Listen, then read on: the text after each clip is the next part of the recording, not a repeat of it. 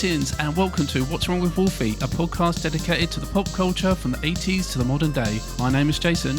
I'm Chris. I'm Jerden Cooke. I'm also Chris, but I'm professionally Jerden Cooke, and it makes life easier if I'm Jerden on this. Yep, you heard it there. We welcome Jerden Cooke back to the show, and he's brought a film for us to discuss that we've never seen or even heard of. A film about the special effects guys and how unseen they can feel. Mike Jitlov stars, directs and writes in the 1998 film The Wizard of Speed and Time. Before Superman, before Rambo, before Pee Wee Herman, there was the Wizard of Speed and Time. An eccentric genius who created a motion picture legend in his own garage. Based upon the true-life adventures of the world's most unknown filmmaker and blown up out of all proportion, this is the classic story of the little guy going up against the system, fighting corrupt and evil movie producers, overcoming unbelievable and ridiculous odds, all to win the heart of the girl he loves, and maybe the rest of her as well. Made on the same film stock as Roger Rabbit and Star Wars. Filmed around the world in a special process that is technically unexplainable. You'll see electrifying special effects, laugh at mind-numbingly stupid jokes, and gasp in awe that we actually got big-name stars to be in this. You'll see dancing, romancing, financing, fencing, crowd scenes, chase scenes. This is the motion picture with everything. It's even got the kitchen sink. It's the kind of movie you would make if you didn't have anything better to do. 5 years in the making, 5 days in the theaters. So see it while you can and tell your friends. You've got to be off to see The Wizard. Speeding to a theater near you. Maybe even this one. Based on a short by the same name and inspired by the real-life difficulties encountered by Mike Jitlov, The Wizard of Speed and Time is a satirical story about an aspiring special effects creator who wants to work in Hollywood. Mike is unable to find work since he's not a name effects person, but when an open-minded director named Lucky Stryker, who works for a rival studio, sees Jitlov's work, he brings it to the attention of his penning-pinching producer, Harvey Bookman, and the two make a bet on whether or not Jitlov can produce an effect sequence they can use on their upcoming TV special, Hollywood's Greatest Effects. If you've never seen it, it sounds quite dry when you hear about it. It does a little bit, doesn't it? It's a bet on whether a man can make a special effects sequence or not. But what follows is a film out to highlight the Hollywood system, the union, and the many other obstacles that people in the industry face. Bit dry, as Jerden just said, but it's a great film to bring out the attention of the stuff that these little people have to put up with on a daily basis. It's a great film to experience because if anyone describes it to you, it's either like that or it's a vanity project. It's a vanity project written by a man who stars in it as himself, not as like a version of himself, as a self-insert. He's in it. He is Mike Jitlov in the film and in reality. Yeah. And he's a nice guy bucking against the system, and he's kind of magic, and everything he does is great, and he gets the girl in the end, and things like that. And you go, this sounds awful, and it's not. No, not at all. It's the most wholesome vanity project. It is and really. He doesn't wear a black tank top at any point. But yeah, no, I'm really looking forward to getting into discussing the film. But first off, I just want to properly officially welcome Jerden back to the podcast. Thank you very much for stepping in on short notice. Really appreciate it. Thank you. It's all right. And I'm always glad to talk about The Wizard of Speed and Time. And you were like, what film do you want to talk about? And I was like, oh, God, now I need to go back and look at everything you've ever done to make sure you... And I go, no, I don't. It's The Wizard of Speed and Time. There you go. It's quality pick. Set in 1977, apparently, but very much clearly not filmed in there, and not from 1988 either. No. That's when it came out, but they were making it around 83. Oh, okay.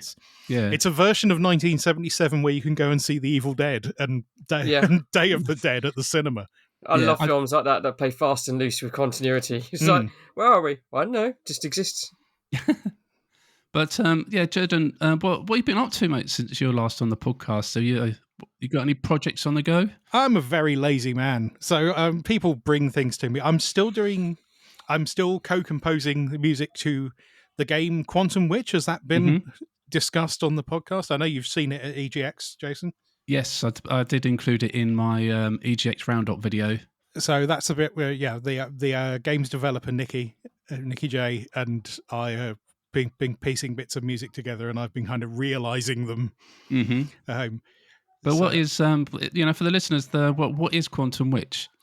It's a plot-based platformer game, or a plotformer, if you like that, yeah. if you like, with decisions and things like that. And it's semi-autobiographical for Nikki's life, so it's being raised in a kind of religiously intolerant community, whilst also being, a not straight person and things like that. But also there's magic and silliness. It's not just like the heavy stuff. That's just like a backdrop. At some point, you may well talk to Nikki about the game. I would like to, yeah. I tend to only know the musical aspects of it and how we achieved it. Yeah, well, it took my eye, I guess, because of the Spectrum's like graphics as well, and kind of took me back to the day when I used to play my brother's Spectrum.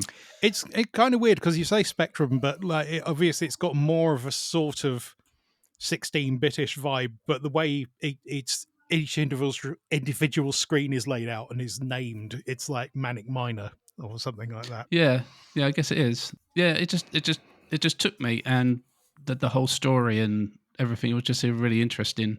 And like in the demo I played at EGX, and like she threw in the cameos from other video game characters like Lara Croft and Pac-Man and all this and that. And I thought that was a really nice touch. And I thought, if she's including that, I wonder what other nice little touches she's included throughout the game. So, and it's also Paul Rose, Mr. Biffo, doing occasional script polishing on it, and possibly another guest writer coming on, but that is not yet official, so I won't officially talk about it.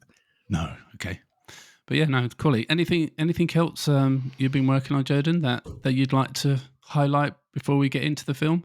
No. What I should do is do stuff under my own Steam, and I don't have Steam to do.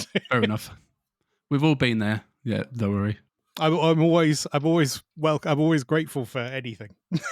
Yeah. Well, if anyone's listening and you're looking for a piece of music for your podcast or your video or your video game or whatever, go and see Jerden, because he produces great pieces of music, and he created the intro music for our show that we play every time, and the outro music and the in-between music. Yes, exactly. Everything you hear that's original. If I'm going to big myself up, might as well do it. And so everything you hear that's original in our podcast was created by Jerden. So yeah, if you ever need a piece of music, just go and see this man, because he'll help you out and give you some quality music in return. At some point, I should try and memorize my link tree, but I can't remember what it is. It's probably Jerden Cooke. Just Jerden Cooke, yeah.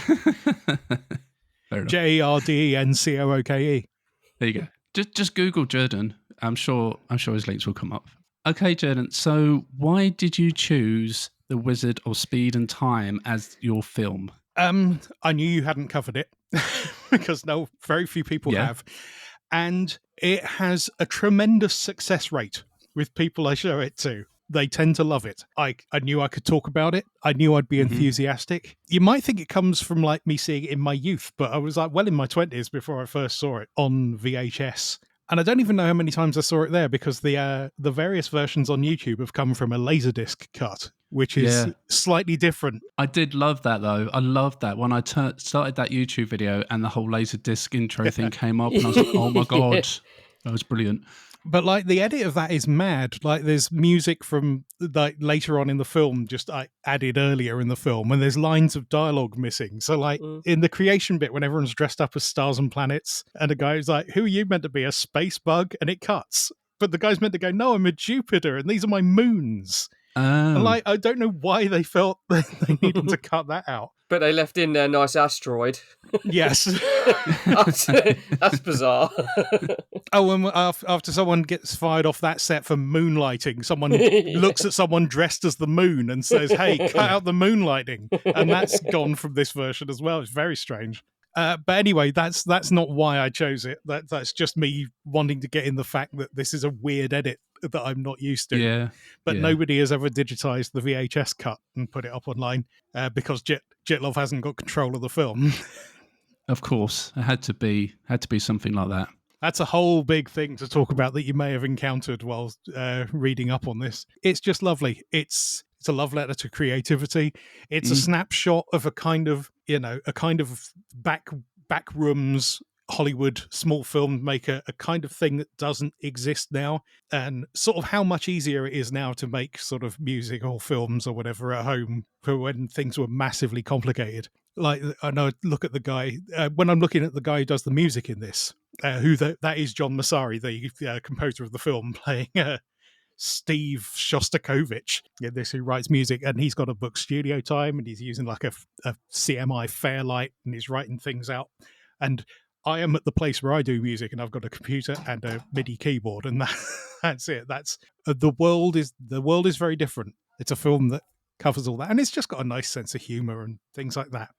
I like it. What could you say? Well, what about yourself, Chris? I mean, I assume this is your first time of seeing this film. I didn't know what to expect when walking in, especially when you look at the trailer, which is a vastly misleading edit. I was like, oh, what's this? And it makes you think that the whole film's about a guy zipping around on a suitcase. Yeah. And I was like, okay, and I watched it a few times, and I was like, that's going to be interesting. And my brain, without the context, was like, so wait, he's got a super fast suitcase. I couldn't work it out, and then until I watched the movie, I was like, oh, okay. So they've marketed the film and the trailer on just a 5-minute gag scene of getting the film can to the premiere or to the execs. I said to Jason the other day, or maybe yesterday, that this is the kind of film that I would catch at like 1 a.m. when I can't sleep, and you turn the TV on, and you're like, well, what is this? And then you end up watching the whole thing. It weirdly spoke to me on a level, and like I said off mic as well, I'm pretty sure I've seen bits of this, but I'm not too sure where or how. Maybe it was on a YouTube video years ago. Or Mike Jitlov does say it was once shown on Sky in the UK, and that he came to the UK and was recognised. Wow. And in like Edinburgh, and for people who saw it this one time. It was just really weird. There are just parts of it where it's just like, not like I knew it, but I just remembered. Or maybe my brain was just working overtime, but cutting to the point, it spoke to me on a more spiritual level than I ever thought I would get from a film like that. That's the positive subliminals built in. Yes, and as these guys would contest and our listeners, like, I've just got this love for everything, animation, physical, props, miniatures, all of that old school Hollywood stuff. And I was like, wow, this is going into deep territory, and I thought it was great. And again, I said to Jason, I didn't know what to expect, and I was just watching it. I'm like, I'm getting deeper and deeper into it, and the visual gags are just hilarious. And I was like, this is only 15 minutes in, and this is crazy. And the best part is, it doesn't explain a lot of the stuff. You just accept it. That's what it is. He's got a super fast engineered bike, and he's telepathic, and he's got weird glasses. Okay, and everyone's affected by the bike and electrocuted or magnetized to it. And it's just like, And there's the power plants and everything. Yeah, yeah, and and weirdly, like, I'm a kind of like a toy guy as well. So I had one of the toys he was using for some of his gadgets. I asked my wife this yesterday. Did any of you have a toy where it's like plastic spheres that had 4 points that you connect to each other, like an engineering toy, and a fan, and you could put floating like balls on the bottom and use it as like a boat or wheels, and it would propel itself along? That's a new one on me, but I sat there. I get the idea. No, and I was like, I recognise those parts, and I looked it up. Now it is eBay. I was like, that's what I had parts of growing up. Don't know where it came from. Could have been one of my dad's things or whatever. And again, I was like, okay, this guy's got some, and all these gadgets just walking around the house doing random chores. He's got a dispenser in the ceiling for film reels. It just cascades down onto the editing winders, and I think it was obviously got like a yellow pages ejector. Presses a button. That blew me away, that did. And I was like, oh, we need the number for that. Don't worry. And he just reaches out, and this yellow page just flies across the screen. But it doesn't explain to you how or why. It just happens, and you run with it. Okay. But it's obviously someone off camera just flinging the yellow pages at Devon Cheverino. But like, it's funny. It was just brilliant. And it was a gag a minute. And some of them are so subtle, I even had to look up what they were talking about. And the clincher for me was when he goes to the film shop, which is like the American the American drive-through photo hut kind of things that they had in America or have in America. And he goes up to his little hut, and you're like, oh, she's going. As he opens it, he walks in, and it's a TARDIS. It's like 4 times the size. It's a little shack on the side of a road, and it's this big emporium on the inside. I'm like, what is this? And you can see Jetlov just kind of almost winking and nudging at the audience, going, "Do you get it?" And then he doesn't. This is going to be fantastically hard for people to play along with at home listening to this. They're going to think, what the fuck are they on about? I will say, if you do watch it on YouTube and it's happy in various places, the Wizard of Speed and Time, be warned if you're sensitive to flashing imagery, because there's a lot of it in the animation sequences. They're only allowed one sparkle, though. just one sparkle. We got sparkle you never get to see. That's another problem with the exactly. The version of the film we've seen in any cut is not finished. It's about 60% done, but the work print was stolen by the producer and put out. You know, when they're talking about the creation dance that's meant to bring on the Hollywood's greatest effects, so they talk about, Steve Stucker from Airplane is like, make believe special effects are everywhere. And then you see it, and there are no special effects on it. There were meant to be. There were meant to be crazy star sparkles all over that sequence, but Jetlov never got a chance to put them in before the producer nicked the work print in the film and put it out. It's almost as if Jetlov was tuned into what would happen to his own creation. He was satirizing a thing that actually ended up happening. It's very curious. I'm going to bring this up, and Jason may have encountered this.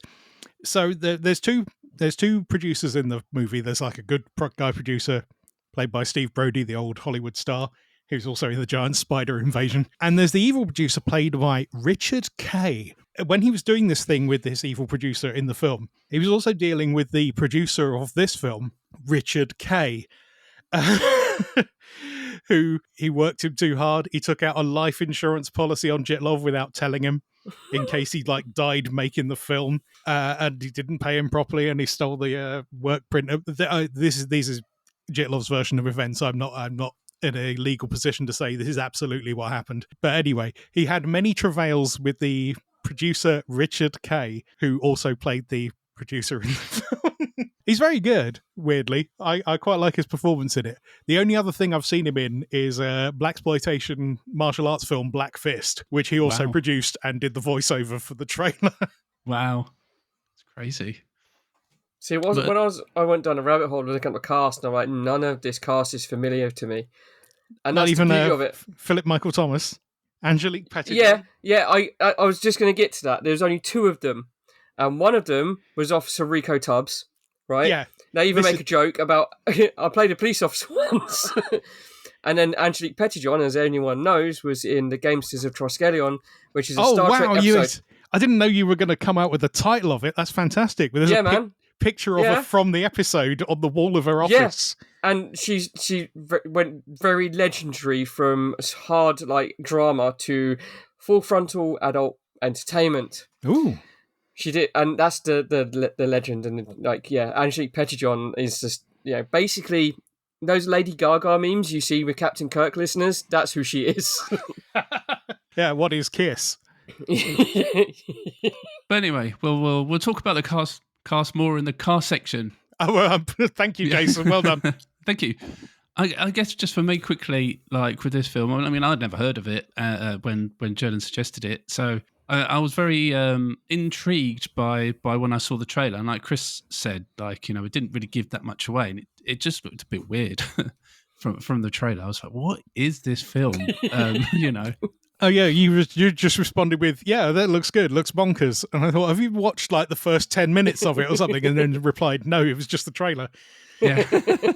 But I'm up for trying new and up for watching new things, and there was something there that grabbed me anyway. So yeah, I sat down and I watched it, and Do you know what? I'm really glad that this has been introduced to me. Like Jerden said at the beginning, every time like he seems to introduce this film to someone, they always seem to like it. It does have like good sensibilities in it. It is trying to give out a good message through all the bonkers stuff that you see in the film. The main thing in there is this, important message, not just about love and everything, but about how the special effects guys do struggle and how producers are like, no, I don't want this little guy. I want this big guy. I want someone with a name, someone who's going to be recognised that's attached to my show, and I guess that still rings true today in some ways. But and it's just a cool story about the little guy, that's something that I really, really, really liked about it. It's also the idea at the time that there were big name special effects guys. There's people like Ray Harryhausen who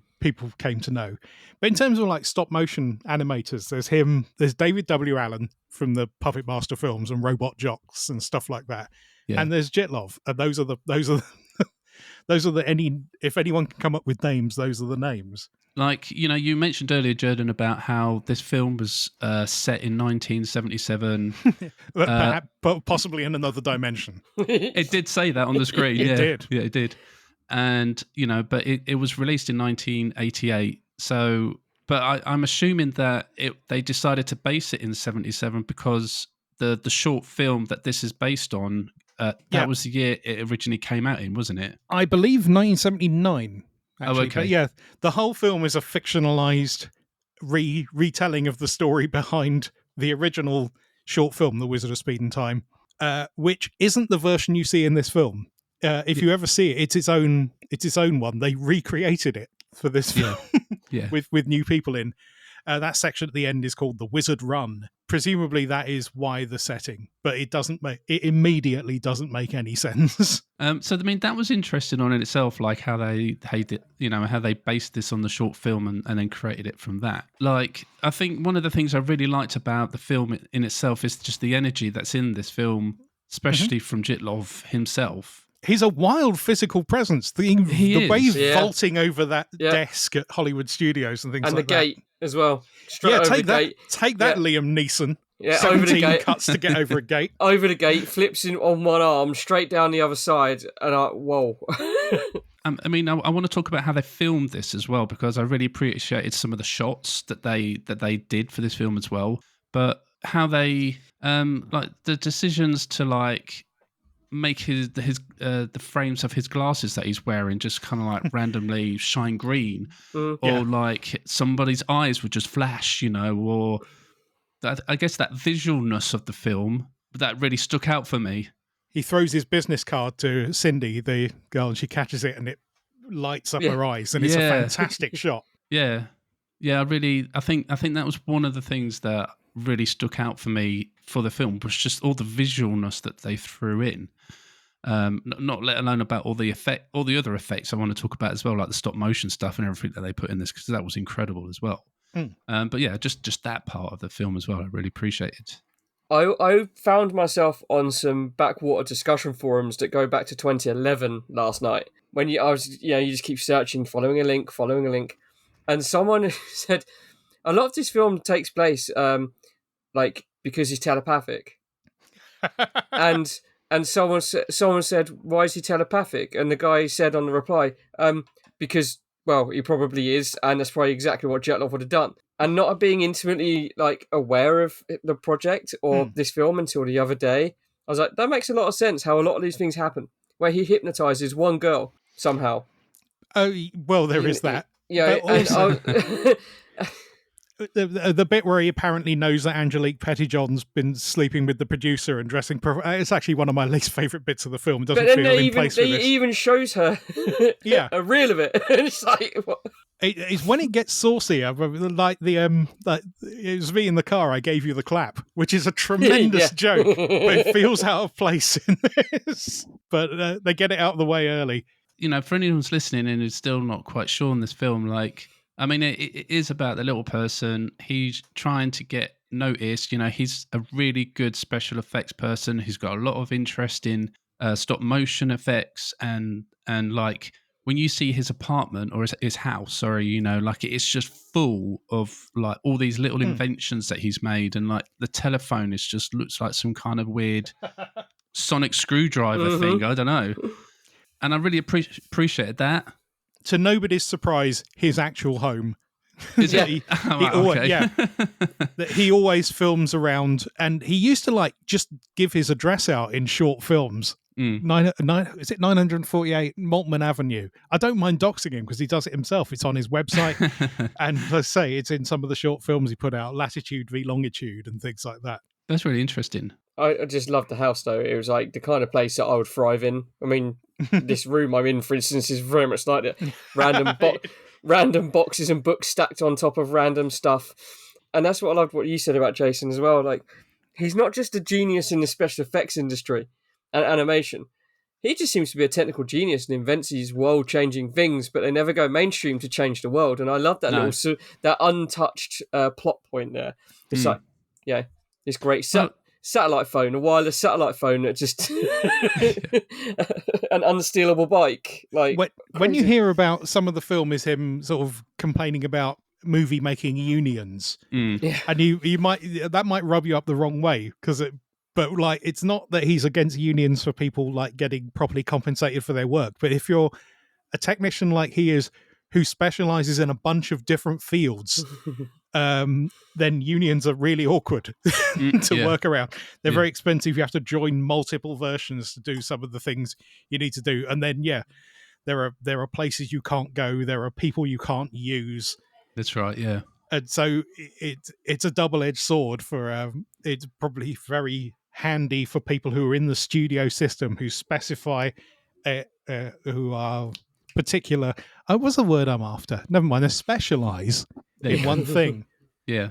I mean that is the other side of the film, like about how he's trying to point out the problems with the system in Hollywood, and like how much of a struggle that makes the little people try and get into the system because you can't, basically.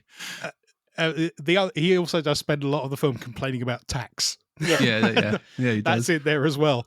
It's the point. My favourite thing when he's filming the Hollywood jumping wall section, where he's bashing when his feet bash the wall. There's animated like blast things. Those are a complaint. There's words in there. There's a complaint about the IRS. I didn't pick that up. I didn't pick that up either. No, they happen a frame at a time. But mostly there are subliminals in it, but they're mostly positive. In the Wizard Run, there's a big bit fills the screen, says nothing stops the creative spirit. Yes, I did appreciate that. I thought that was really cool. See, that's the vibe I got from the whole film. The message I got from this film personally was, do what you want. If you can do it for nothing, do it. If it makes you happy, do it. Don't care about what people think or say. And I love that universal message. You can mute this film and still get the same message. Because none of it is downbeat. But also that you deserve to get paid for your work. And that is that's universal in the creative fields right now as well. Yeah, and that's the other thing I was going to touch upon with the current things going on with CGI artists right now and actors. And the more the film progressed through the plot, the less he was getting paid or benefiting from it. Yes. To a point where the producer blatantly stole his film can at reception. Yeah, just wandered off with it. And said, well, what about the money? What about the contract? Oh, it's fine, we'll get it sorted. Did payroll not contact you or finances not contact you? No. Oh, they'll be with you in 60 days or something like that. Literally, this film is about, if you can just do it for free and then we'll take all the credit for you and then we'll pay you pittance. Yeah. That has been going on since the dawn of time, whether you look at workplace politics or the entertainment industry. And it was great because we've all got our passions that we look into. And each one of them has been bogged down with budget. All the time, things taken away. It's great little message. We might be getting out Jason's, I think, waiting to get us back on plot. No, I'm used to tangents. It's fine. I've got Chris. Well, in that case, I also just cut me to pieces and then insert me randomly. Yeah. That's kind of what I do. Yes. At the end, even in the world of the film, the amount that the producer is refusing to play is considered basically a pittance. It's like the head of the studio is like the $10,000. He thinks it bought one matte shot rather than like a 20-minute film sequence, music and sound. Going back to the inventions quickly before I go to the next bit, though, it's like obviously the bike, his bicycle, does play quite a little bit part in the film, especially in the early sections, and like he's obviously created some kind of theft protection for his bike. I love that. And basically, what he's kind of put some kind of like module on there that just electrifies anybody that's not him. And we see that in a couple of instances. And like the first one is when he goes to the TV studios and he leaves his bike outside. Someone takes a fancy for it and tries to steal it. It gets electrocuted, and then later on, when Mike is coming out, the guy's like on his back with his legs and arms up in the air, and like rigid, which was quality. It's the idea. It's the kind of electrocution is obviously death by, but you know what I mean. It's the kind that contracts the muscles. So if you grab you can't let go, and if anyone touches you, they can't let go. So at one point, he gets a whole row of. That's one of the best gags in the film now. Because it cuts to quite a wide shot, and you just see a row of people all joined together, all being electrocuted as Mike's just casually walking past them, having a conversation until he gets to his bike and takes it away. So that's the kind of gags you're getting in this film. But listen, while we're finishing the bike arc, remember when he's doing a garage sale at the end, and it looks like he sells the bike, but what he does, the bike gets given to an IRS man who takes the bike and like a few $100 away with him and gets electrified as he's walking off. Yeah, that's quite. I can't wait to talk about the garage sale because those comics cover price. Yeah. That was just a great I'm not kind of much of a comics nerd, but I know there's at least one in there that I'd like to have at 1963 cover price, please. Who are you? Mike Jitlov. Hello. Dora Beller, assistant producer. Hi. I don't shake hands. Thank you, though. Why not? It's kind of a long story, really. Look, here's a list of the visuals. Send us a bit on what you can do and put your reel in that pile, okay? I'm supposed to show this to the producer. Oh, that's film. Don't you have a tape? Such a pain to reserve a projector. Well, that's why I brought one. I know all these visuals, and I can show them to your producer right now. Look, I see everything first. It'd only take 5 minutes. All right, set it up. Now, in the comic stories, Dr. Magic lives in this strange old house. We're not using any comic book junk. I hired professional writers. They're redoing it all. But it's been published for 20 years. It's one of the best-written magazines. Excuse me, that actor, isn't that you? Yeah, it is. I just used my own costume. Why are you acting in this? Because I'm always available and I'm very affordable. Why isn't there sound? Because I'm not doing the sound. Who directed all this? Well, I did, just to show you to the producer. I made this whole film. Okay, shut it off. There's still 2 more minutes. Look, what do you want from me? I want to show this to the producer. You're in the directors' union. Oh, no, I'm freelance. You're not with any union? Yeah, United States. Look, get out of my office. Yes, I have to join a dozen unions to do this. Well, then you would better join them. We are Union Guild signatory, and I don't handle anybody unless they are professionally gilded. I think you mean gilded. Look, you work with me, I expect a pro. You don't even shake hands. You ought to see a shrink. Miss Belair, if you feel compelled to grab part of my body and shake it before you can even be friendly, you've got far worse problems than you think I have. But, the main hook of the film is about these 2 producers. They have a bet, $25,000. One says that Mike can produce this special effects extravaganza for their program. The other one says no. So this plays out through the whole film, and it's about Mike just trying to have to try and create this special effects program on a shoestring budget because the TV company are like not giving them any money and stuff. And also he's being actively worked against by the producer who's bet against him, who hasn't arranged a studio space. He doesn't know whether he can use music or anything like that. He's getting nothing. He's getting nothing in return in terms of information. Yeah. But also because he's a creative, he doesn't think to ask these questions. No. Yeah. So he has to have his friend Brian do it. The whole film is just about how Mike gets his show made and gets it on telly and everything, and it's just really, really cool. But obviously, we've touched upon the special effects a little bit because, like, with the inventions and stuff that we saw in his house, for the time that this film was made, I thought that the effects for all that kind of stuff was just really good. Like, for what I can imagine, this film was not made on a high budget, So for what they managed to produce for the time period, I thought it was great. Certainly around the house, I'm mostly thinking it's little stop motion toys and things.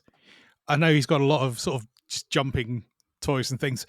Yeah, like the little, I don't know what they are, like with the 3 legs and the what looks like an egg with 3 legs or something, and they're all jumping around and stuff. They're doing like the complex moving of stuff. Like you got the robot arm, which is obviously controlled off camera. But yeah, the little dudes which wouldn't be out of place in like Batteries Not Included or the Star Wars chess scene on the Millennium Falcon. That kind of little critter kind of animation. But it was really smooth, like the stop motion that they used. Just really smooth. Got an extending arm he can clip his glasses into. And they just I love that. He just comes out and he's as if he's telepathically linked to everything, like Tony Stark. Like everything has a purpose when he needs it, or when the plot demands it to be there. And it's just It's just such a lovely little touch. When I come to this desk, I have to change from one style of glasses to another, so that would be very handy. But again, like the special effects, I think it takes someone like Jetlov to, if you're passionate about special effects and you read into it and you look, like some of the best special effects are done with zero money. I heard something, funnily enough, recent interview with the film director Nicholas Meyer, who people might recognise, the director of 2 Star Trek movies, to bring that back. But he said in an interview recently, nothing, what did he say? Was it, there's been nothing better for art than restrictions or something like that. So basically, if you're given less, your output is 10 times more because you have a cap on it. You have a time frame. You have a limit. And it's so profound, just like this movie, because it's like some of the special effects work better because they've had to think it through and do it on a simple level without overthinking it or overcooking it, which is great. Also, while we're here, I know your audience presumably tends to skew roughly around our age. So they might be familiar with the kind of special effects we're talking about, but given when people say special effects now, they mean like rendered CGI. But we are talking animation, we're talking stop motion, we're talking like rostrum camera things and animation on top of film cells, negative scratching. The more layers you get, the fuzzier it gets and the more grain because you're layering film upon film upon film. And yeah. So in the film, you see Mike sat at his sort of like camera rostrum thing. That is where he'd have been doing the effects for the film you're watching. Like just on his little table with his lamp. Amazing. That's so stuff. cool. Yeah. But again, if you've got the equipment, use it. Use it as a plot point. And then you haven't got to rent it or find someone who has one to film in their space. If you have it, film on it. I'm more talk about it as an indication of how impressive it was, the results given the sort of comparatively primitive nature of the material available. Because like what I really liked about the film as well is like you're following Mike while he's making this film, and you're seeing all the different elements and like how he's trying to film it. Like Jerden mentioned earlier, where he's trying to jump up against a wall, and like in the actual moment, you're like, it doesn't look like anything, and like there's loads of different sections in the film where he's doing all these different bits, but you get to see the outcome as well at the end of the film. Yeah, so obviously they take a frame when his feet connect with the wall each time, and then the finished thing, if for like half a second a character goes brrr along a wall, and then that's it. And I missed it. I knew what they were playing at. I knew that the narrative of this was they're showing you, they're drip feeding you all these little techniques, and then you're going to see it at the very end. I had to rewind it because I was like, whoa, wait. And I did. I legitimately went for a sip of drink and missed the wall shot. And it spent a whole 2 or 3 minutes on that wall, hitting it and jumping it and creating a commotion with the people outside and the tourists coming taking pictures of this guy at work. They're taking all these pictures of this guy doing his work, the guy making magic. Yeah, I was like, wait, where's that? And I rewound it. Physically, it was like, oh, there it is. And like you said, it was literally less than a quarter of a second. Boom, done. There's so much stuff in that film. I keep going on about after that, he then walks through a wall, which they did by having a shot of a wall where he wasn't there, and then one where he was, and then he moves about a bit. Through it. And then he walks through a car where there's like one optical frame of like his head sticking out the roof of a car. Yeah. And all it is otherwise is just footage of him on one side of the car, then the other. And you put that one in the middle, and it's like he goes straight through. It's amazing. Persistence of vision. And the payoff as well was like halfway through, they go and visit the studio that they're renting, which is obviously, as we've said before, they're doing it underneath an airport next to a freeway, on top of a metro system, right next to a train track. Combined makeup and restroom down the hall and out the exit. Yeah, and then they got all this going on, and then as they're doing a pivotal moment, there's a storm, because of course there is a big lightning storm. And the studio execs come over and they go, right, we're working on magic. He's in costume. They got the camera set up, all the lights are set up, and they got all the easels, aren't they? And he said, right, we're gonna start this now, and he's expecting this instant magic, this instant product that he can, to quote Ian Malcolm, you slap it on a lunchbox and you sell it. And he goes right, here we go, and he stands there and he poses, and then he walks over and he moves one of his easel's legs. Right, we've got the shot. Right, next frame, and it resets the whole thing. This producer, wait, that's it. This is what we're paying for, and they work it out per second or per minute how much they're paying to produce this. And then he leans on all the lovely stacked film cans. It looks like a film can city, all backlit, and knocks the whole lot over. Yeah, it looks like the opening titles from blockbusters. Yeah, in film can form. Yeah. Oh, yeah, that's great. That's stop motion with a person in it. Yeah, which is and why you blew need to my be. Mind. That's why you need to be physically fit. Yeah. So I learned from this film when there was a book because obviously he's trying to nobble him. He said, "What's the hardest kind of special effect to do?" And he says, "Stop motion with pixelation." I heard it as pixelation. I was waiting for something to be pixelated, but it's PIXI, pixelation, like pixies, magic, and that is there's people in it moving a frame at a time, and taking the picture. And you may have seen Mike Jetlov do pixelation before without realizing it. If you've seen my microphone was down quiet. Sorry, everyone. If you have seen the film Ghost with Patrick Swayze and Demi Moore, I've seen the film. Yeah, he did so many effects on Ghost. I know he's an effects background. He did a very specific effect on that, which is the evil ghosts. Oh. That pull him into the evil underlife, or correct. They happened twice, and the second time it had to be someone else because he hurt his back doing it the first time. Oh no! But the first, or it may be the other way around. But basically, one of them is him, one of them isn't, and I think maybe he did the big one at the end. And what that is Mike Jetlov once dressed in a white sheet against a black background with a fan blowing on him, so there's extra movement. Doing all the movements one at a time, 3 times for each of the ghosts, and then negativing it and putting it on top of the image. That is Mike Jetlov himself personally in the film as the ghosts. Wow, that's crazy, I think isn't it? possibly filmed in reverse as well. No, that doesn't actually make sense because that wouldn't make the movement weird in stop motion. So never mind. Forget I said that. What this film does though is I don't know. It just points out stuff that we kind of lost through CGI, because CGI is a lot easier than doing stop motion. But there's just something about the stop motion that's really special, and this film really highlights that specialness of stop motion and what we've kind of lost a lot of. Oh, in case anyone's yelling at home, I should have mentioned Phil Tippett earlier as also when I mentioned stop motion. Sorry, everyone. The legend is Phil Tippett. Yeah, so it was really fascinating just from that side as well of the film, just seeing this stop motion being made through the film.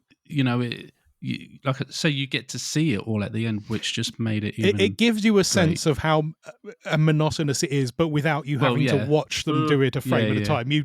They at least convey how much work it is, particularly filming in the garage where Brian has to stand outside in the rain with the camera, taking a frame at a time. But the other one of the other things I really appreciated about the film was that where obviously they were trying to set this in 77, 79, in the 70s. They were very loosely trying to do that. They, Mike was very much about film, about using film and tape. And other people were going, why aren't you not using tape, like VHS, Betamax and stuff? So and I really appreciated Mike's commitment to using film and tape. I think in that instance, it's literally, that's just you transfer onto video to make the presentation to put your pitch in for things, but it cost money to do and the time. And Yeah. I appreciated the scene where he had the portable projector. Yes, Yeah. I was going to bring that up. Yeah. And I loved that because, again, much like you said, and sorry, listeners, I might go all Star Trek on your asses right now. Now, no, it gets deeper than this, because the reason people use film is because it is inherently chemical reactions. It is essentially high definition by nature. There are no pixels. There are no print dots. There are no segmentation, nothing. So as it's a chemical reaction, the image is infinitely high definition. I often think about this with film and photography. It's amazing that we got it right first time. We did. And it blows my mind, because when they remaster stuff such as Star Wars, that was possible because ILM filmed all of their effects on film, as did the film. They filmed all of the actors on film, and everything was on film. It becomes difficult when you try and remaster something that wasn't filmed on film. And what I'm getting to is, when they remastered The Next Generation, all the effect shots were done in-house on 35mm film. So it was a chemical film which had inherently high definition, and you could upscale it to anything. They cannot do anything for DS9 and Voyager because all of the effects were rendered in magnetic video cassette tapes. And they touched on this in this film about clarity and longevity. And I loved it because my brain, who is quite into film and television production, was just like, wow, it was such a throwaway line, but it hit me because I was like, that's why we don't see certain things remastered, because they can remaster the actors' shots on set because it's shot on film, but not the other elements because they're shot on cheaper video cassette to get the shot done. And that was lovely. That was, he explained it in such a quick way. Done. And on a personal level, there's a line in this scene that has stuck with me ever since I've been doing music with Mr. Biffo for Found Footage and Digitizer. Songs with singing in. Yeah. It's me. I don't really consider myself a singer. I've become more confident about it over the years and slightly better. But why am I the singer? It's because I'm always available. I'm very affordable. And that's why he's the actor in the off-brand Doctor Strange scene that they're making there. I love what you're saying there, and seeing Jitlov put this tape together with that portable tape player projector, and even nonsense like pulling the plug out of the wall, filmed in reverse, and then looks like he flung it into the wall. That's right. It just happens. And cuts to Angelique Pettijohn raising her eyebrows while having a smoke. That's what makes the film so special and a little bit weird and surreal, though, when things like that happen. But it's going back to what I said about the yellow pages. Like, he presses a fake button and someone throws a yellow pages, but you've got to have that idea. Yeah. And the same thing with the I'm gonna make it look like I flung the power cord into the wall. You've got to think of it. Yeah. And it's a sort of idea that seems simple once you've seen it and you reverse engineer it. Yeah, it's clever. It's really clever, and like just a nice little touch that they didn't necessarily have to do.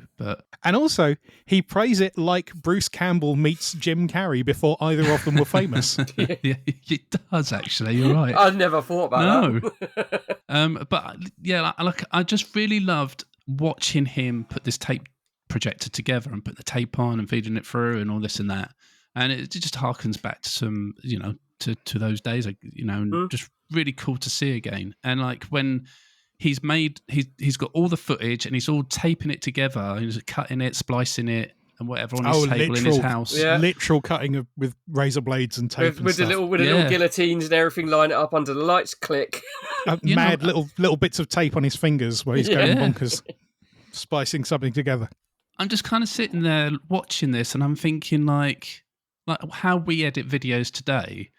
Like, obviously, completely different to then, and it's an art form that's kind of been lost again, because I'm watching him, I'm thinking, how much work is that? Making sure you put the right frame and the right, you can, you basically like what you're sellotaping it together or, literally, and making sure that previous frame is going to hit the next frame perfectly without much notice, and. That's real detailed work, and I really appreciated seeing that in this film. Or even little bits like actually having just a full sequence, but cutting into where it's a zoom in, but it's zoomed in rhythmically. Yeah. So you have to also make sure that it lines up with the soundtrack that you're doing. Yes. It's so much work.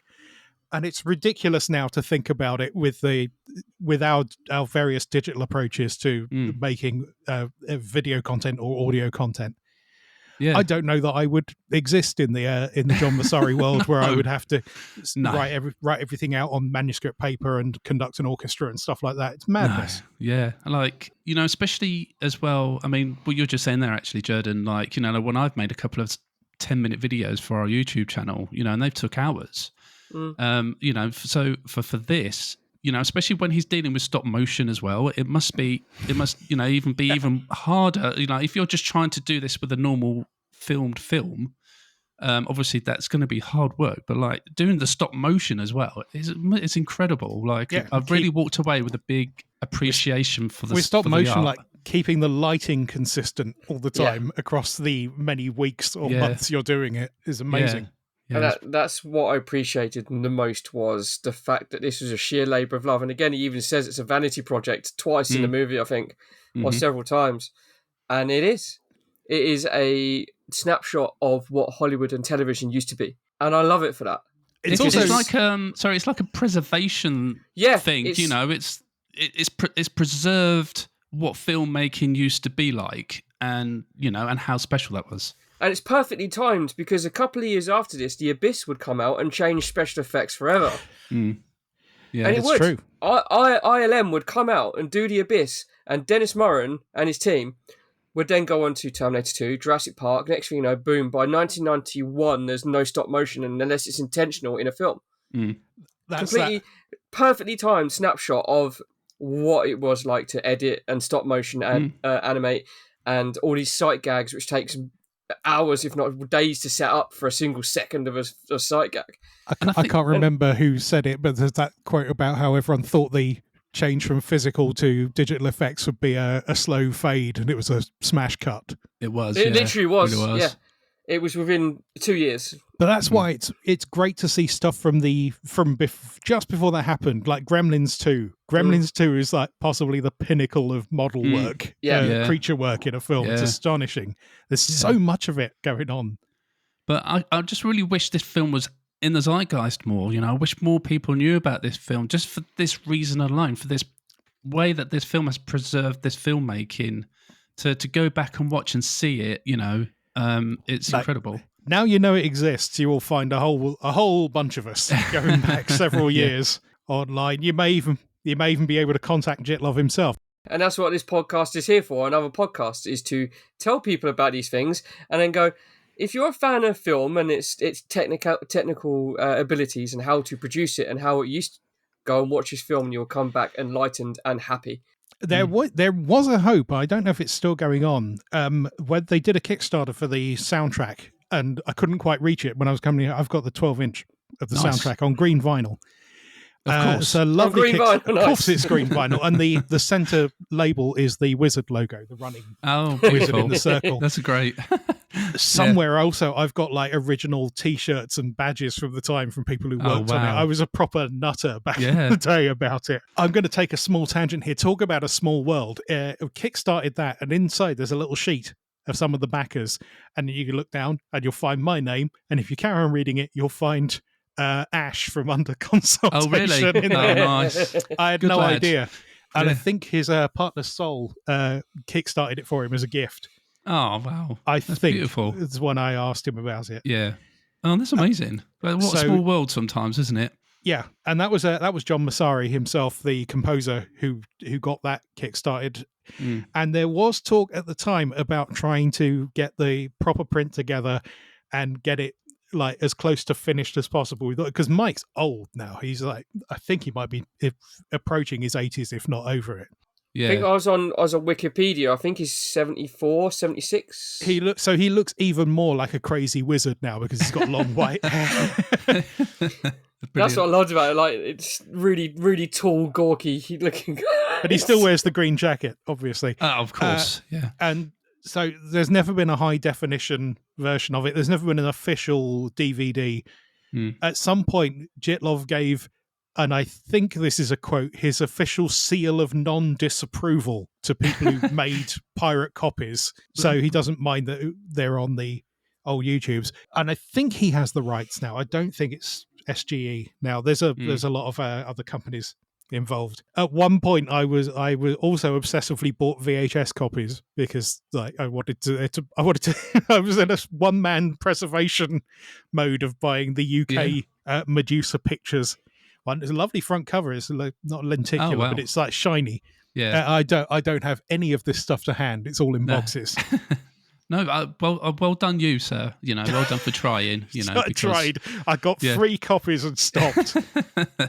Yeah, but look at it this way: when there's the eventual apocalypse, inverted commas, and you sit down in a group of people where you are, and you say, "Do you want to watch a film?" You crack open your VHS copy and your little generator, and you say, "Here you go, everyone, watch this." Yeah, and that's preserved, and then it becomes like the second coming of Christ, where Jetlov's name's just spread across the country, and then there's this. It'll be the basis of our new religion. It would be, yeah. But again, preserving films, especially films like this, should be done.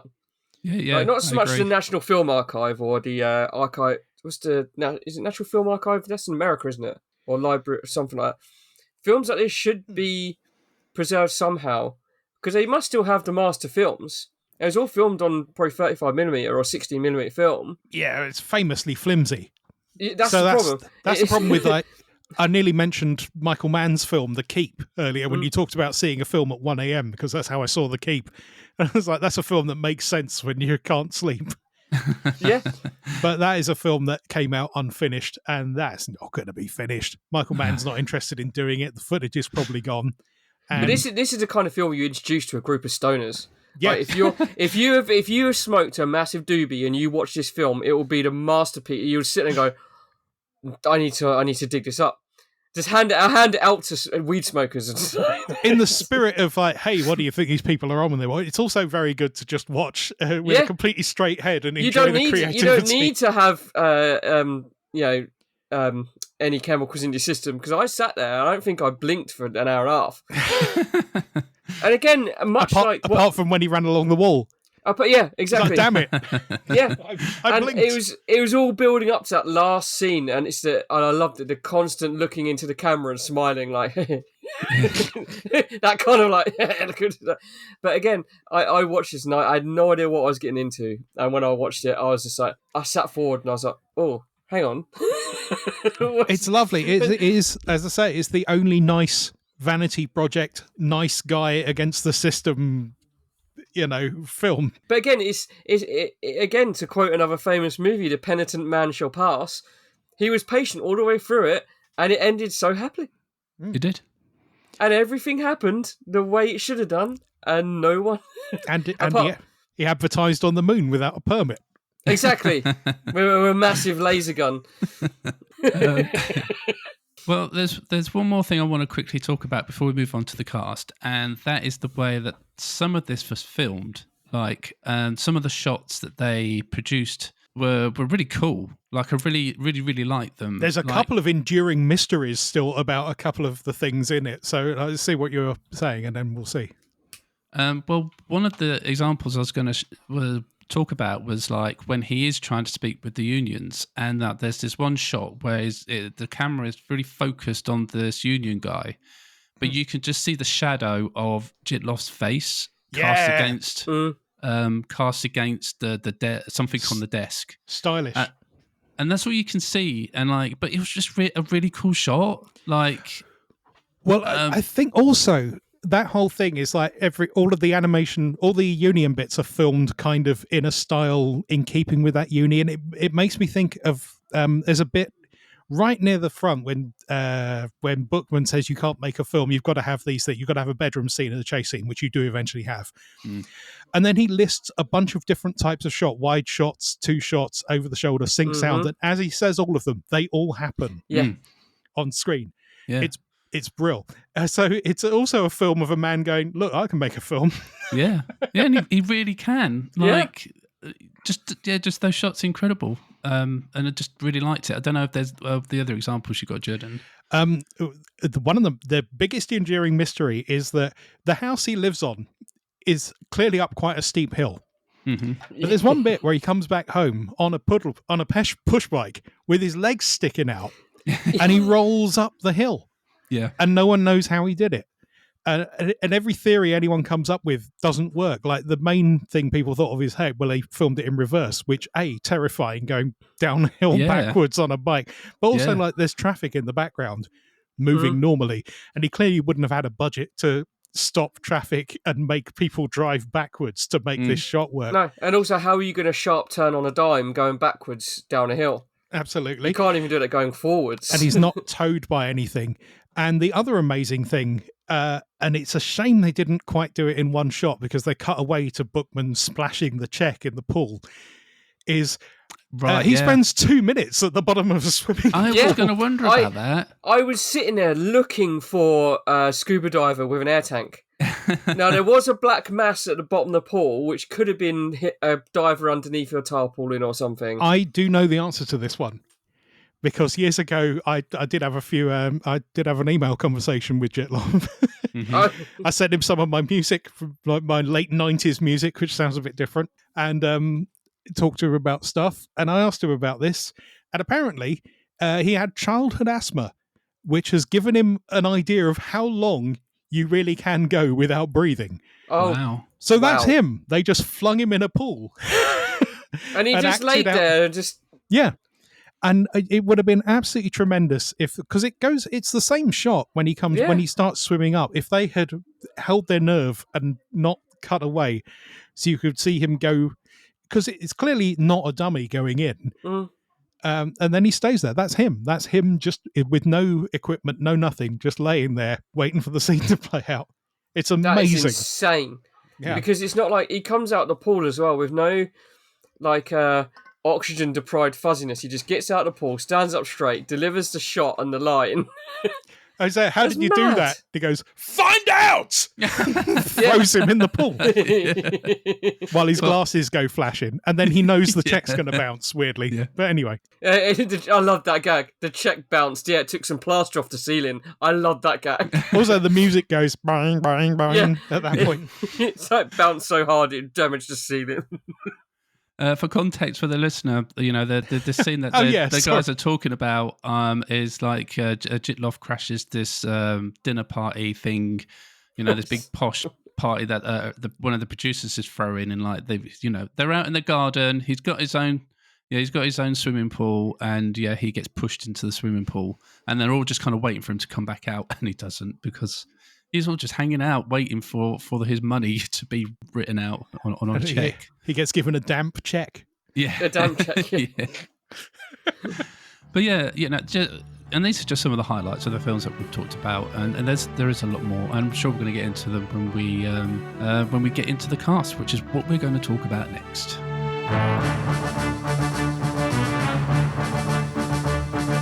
There's a magic place that can glorify your face. All it takes is cash and talent. You could star in Hollywood. Then you'll dance along the glitter walk. Movie fans will point and talk. You're the center of their view. Their fantasy come true.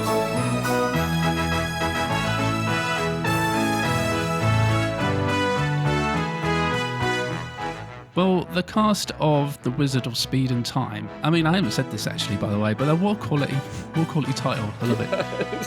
And I think a lot of people think of it as The Wizard of Space and Time because we're used to hearing those words together. Yeah.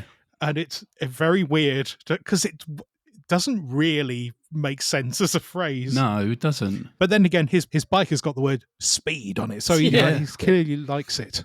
When I look at it, from my eyes, there's not a lot of names that jump out at me, but obviously that's not a problem because, that's the basis of this film, because this film is trying to say to you that the little people are still just as important as the big names. So it's really cool that they've got smaller names playing these characters in the film too.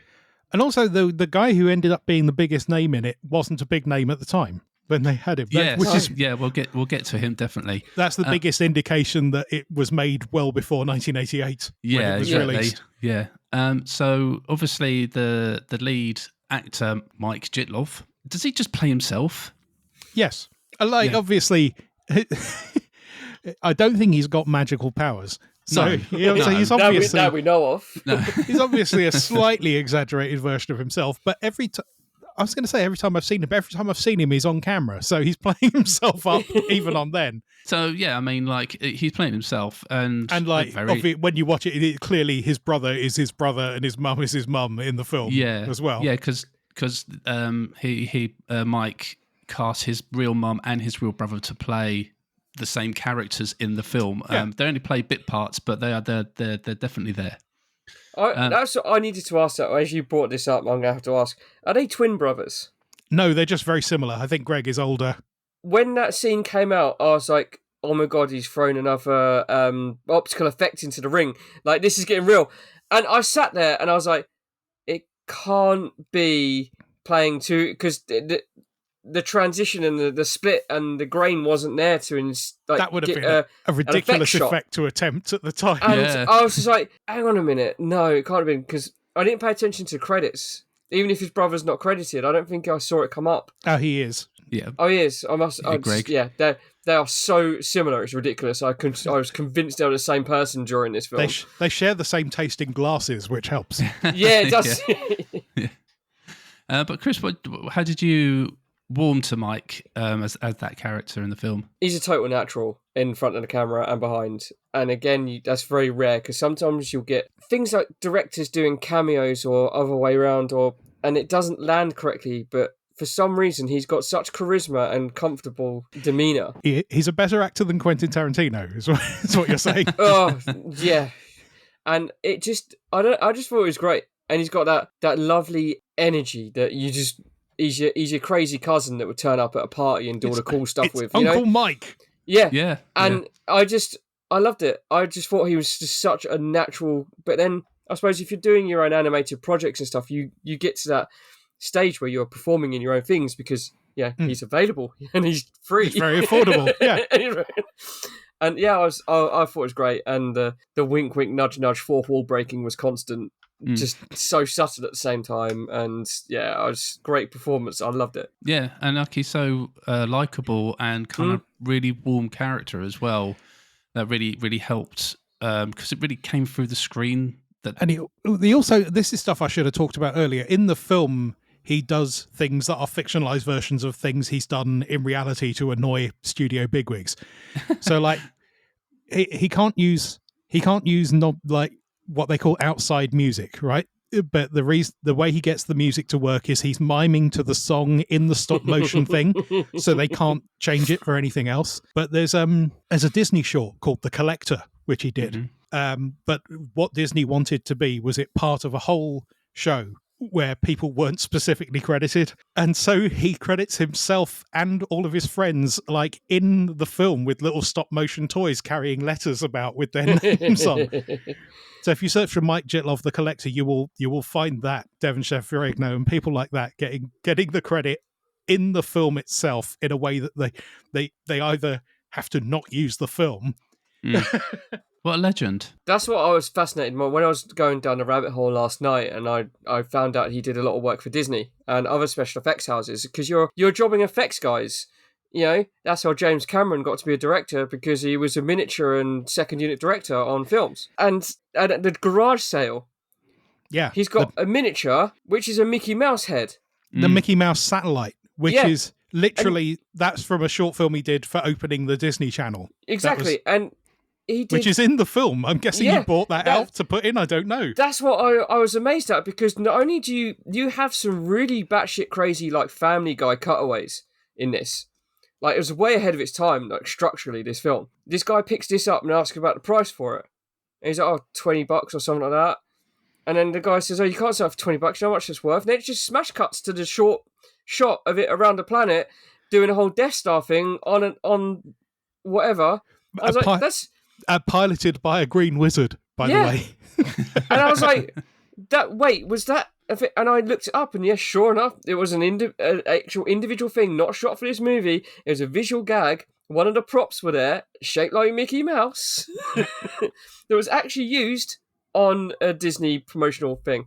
Because I believe he did work for, what was it? It was a reel of, not Imagineers, what's the film I'm looking for? effects houses, wasn't it? He helped do something for that to showcase what Disney did. It's possible, but as I say, The Collector is also a Disney thing, as part of a spectacular they were doing. But he has got short films all over the place, a lot of which you do see in this Time Tripper. The bit up the top is you don't see much of it, and in reality, it's set to a Petula Clark song called "I Know a Place," which is fucking tremendous. Called, I recommend looking this up, especially if you aren't sensitive to flashing imagery. Fascination. It's the word fascination, but with fashion. Fascination. And it starts off relatively normally, and at some point during it, you realise it's got silly, and you don't know where it happened. It's a tremendous bit of work, available in various different qualities online. What I would love for there to be the proper definitive, high res Wizard of Speed and Time and the short films. That would be amazing and almost certainly impossible to do for rights reasons. Back to the cast. Paige Moore. I don't know. She's in this. That's it. I'm getting to her, Jerden. I'm getting to her. Just going to end off Mike and just say what we're saying is Mike's a really lovable, warm character who feeds into his eccentric sides really nicely. And I say I don't know the man personally. I hope that's what he's like in reality, but it certainly gives that impression. Yeah, definitely. And and obviously that impression that Mike is a real cool guy in real life too. So as Jerden just alluded to there, Paige Moore, who played Cindy, the love interest of the film. How do you think Paige kind of portrayed Cindy in this film? The thing is, I've said a lot of nice stuff about this film, but it's not a meaty role. She doesn't, she's very nice. She's very personal in it, but she doesn't have a whole lot to do other than be nice and look nice. Yeah, I kind of agree with that, really, because... And if I have complaints about the film, these are the kind of complaints they are, and they mostly stem about being a film made by a bloke at the turn of the 80s when people thought about things differently. Yeah. So I don't really mind. But she's lovely. Yeah. Yeah, pretty much. Like you said, she's been given a specific role to play, with not a lot of emotionalness around her.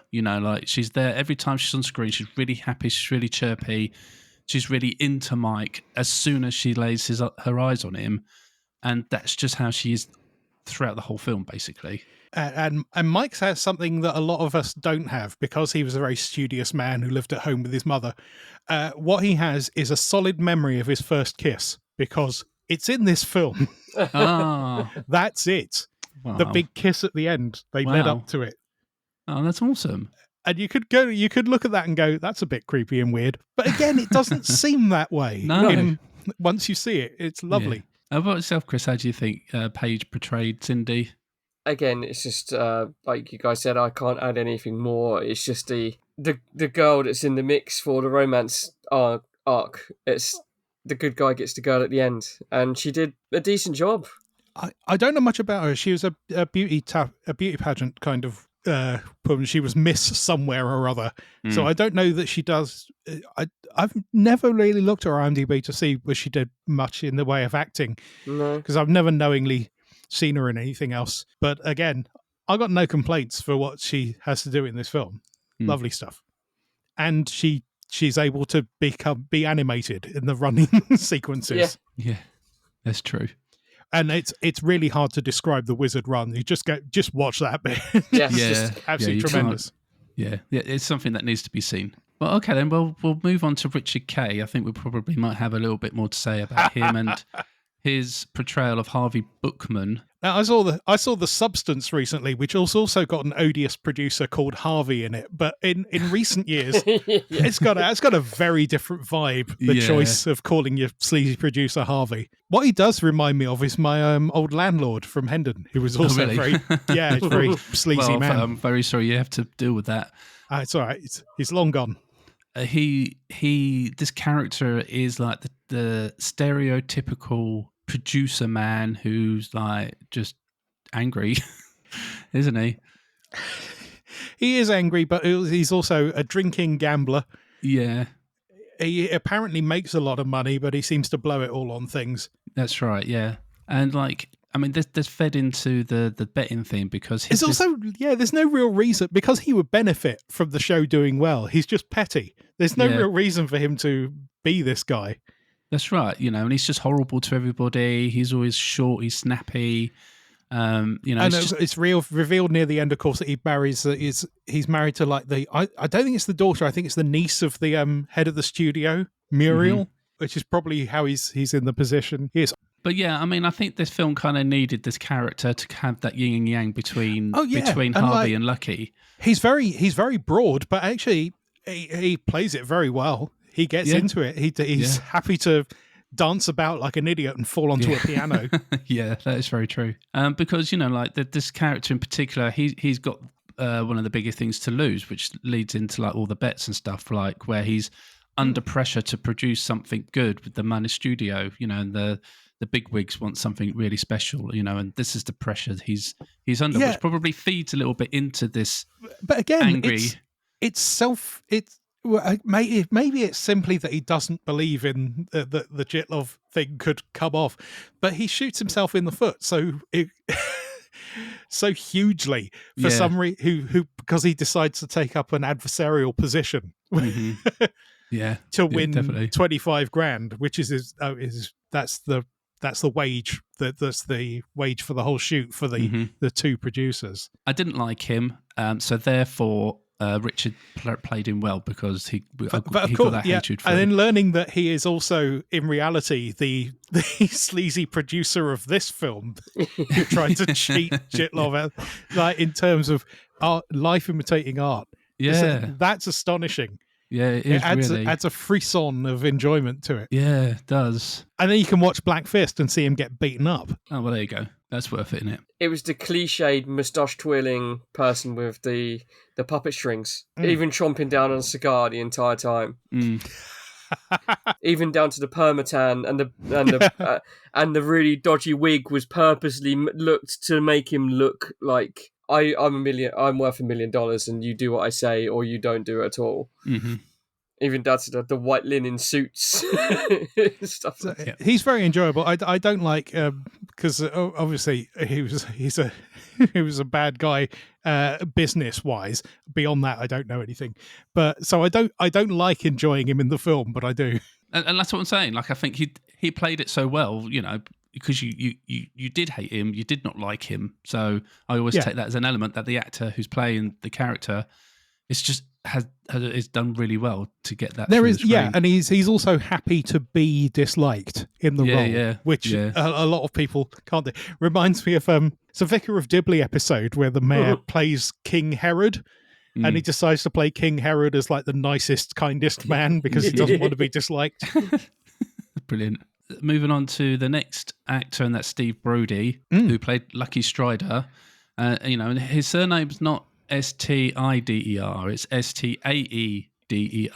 It's K-E-R, it's Straker. Oh, okay. I copied this off IMDb, so I blame them for this misspelling. No, and from what I read on these discussion forums, these things that are antiquated now, children, these discussion forums, was there's deliberate naming because it was Lucky Striker.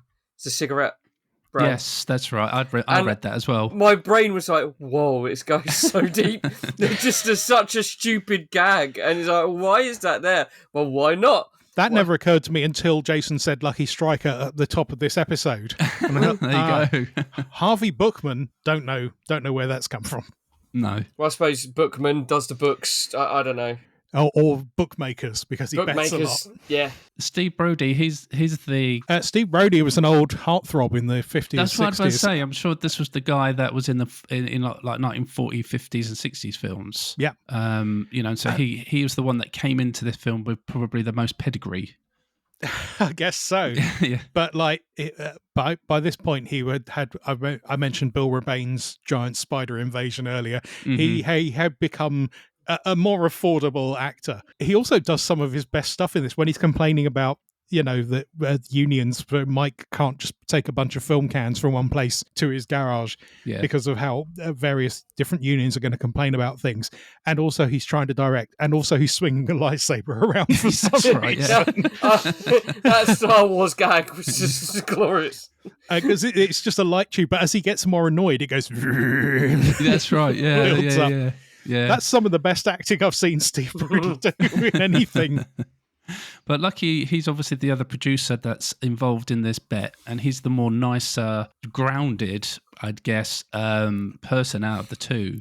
He's supportive. He's the one who reads Jitlov's feature script, which we don't get to see or learn anything about, except presumably maybe it's the film we're watching. I don't know. Yeah, and it's stuff like that I just really like about the film as well. They leave mystery in the film for you to figure out on your own.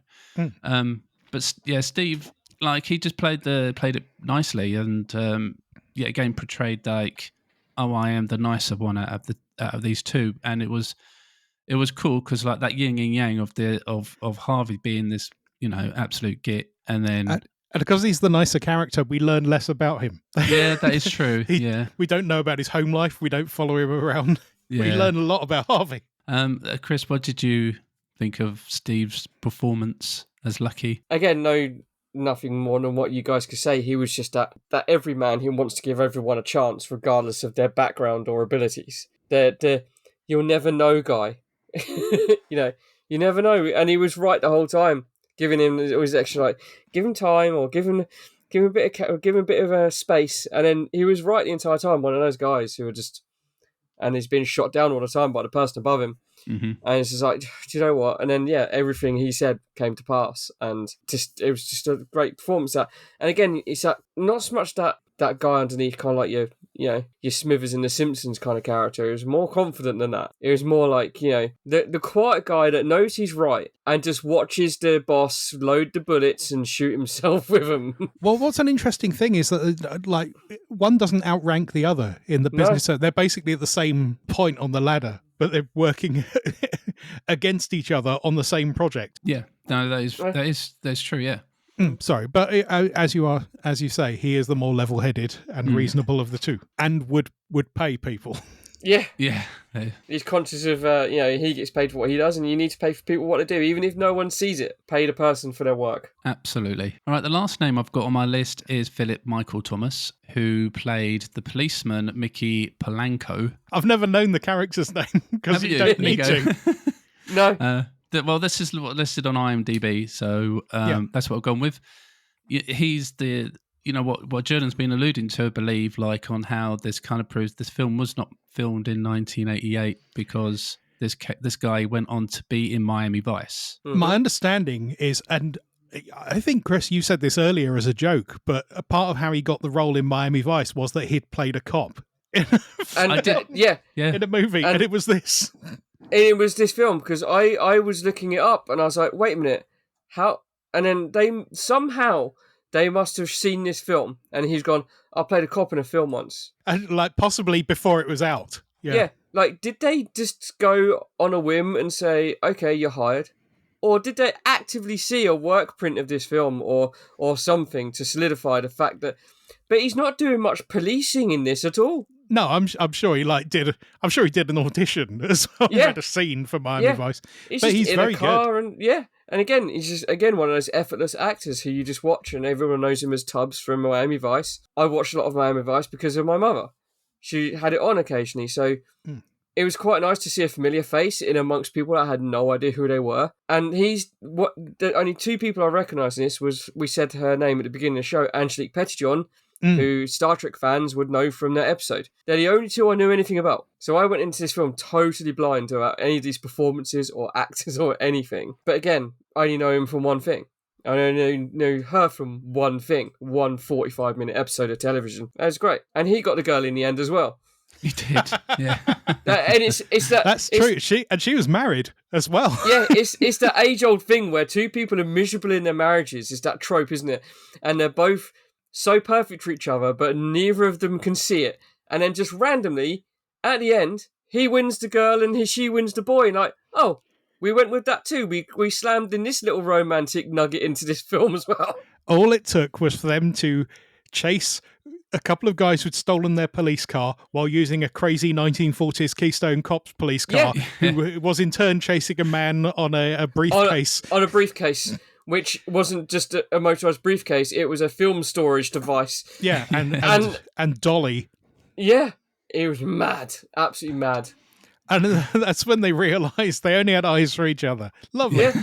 It's their film, really, from a certain point of view. And you know what? I didn't even notice the car was decades too old for because it's the Hollywood machine, isn't it? That's true. And it was only near the end when the cars crash into the film studio where they're filming the prison breakout scene, and everyone's got machine guns. And they go, for some reason, past a Woody Allen lookalike. Yeah, yes. And the Woody Allen lookalike's writing script outside the thing, and he's obviously taking notes about what's going on around him. And he's like, I just see two guys, that way. But the fact that what I found most crazy was they pull up, there's this film being shot, or this thing being shot. This prisoner guy escapes. Police come out of the fire escape thing, and then they're shooting guns at him. But the squibs are going off in the brickwork and on the car. So, do these actors have live rounds in their in their gun to get a shot? And I couldn't work out what was going on, because obviously they didn't have live rounds, but it's implied that they did, but they weren't shooting the actors. From a filmmaking standpoint, I think it's not worth looking at that scene too closely, because the idea also that you would do an action scene like that as a one-er just in coverage. Yeah. It's crazy. Just, I couldn't believe it. I was watching, I was just blown away by the whole thing. And that was, again, in the middle of this major car chase, which happens, another one happens when he leaves the party that he's gone to get this... So one happens on the way there, and another one, I was like, oh my god, this is mad. And again, Jetlov is on the back of what is probably a truck or a car, on a rig, on a suitcase, being towed around downtown Hollywood. There are some shots where he's clearly just rolling down a hill on that thing. Yeah, he's literally just there running a camera, and it's great, it's mad. And I couldn't see any visible harnesses either. And the rig, whatever rig he's on, isn't solid. That is throwing him around. There's some physics going on there that I wouldn't like to be sat on top of. He certainly bites it into the side of a truck at one point, and then the case carries on without him. He took a solid blow there. Yeah, and then that's the scene where he goes around and chases this this suitcase around the streets, and he jumps over the fence. It's crazy. It's good stuff. Man. So yeah, Philip Michael Thomas.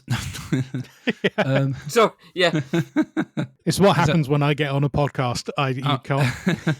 You know, like this, where I was saying about the film times. You know, like because Miami Vice came out in 1984, I believe, wasn't it? Something like that. I don't know. Like that. Yeah, I think it was around that time. You know, and obviously this film came out in 88. Miami Vice was 84. You were correct there, Jason. But this film says that he got the Wikipedia entry, or it says he got Miami Vice due to this film.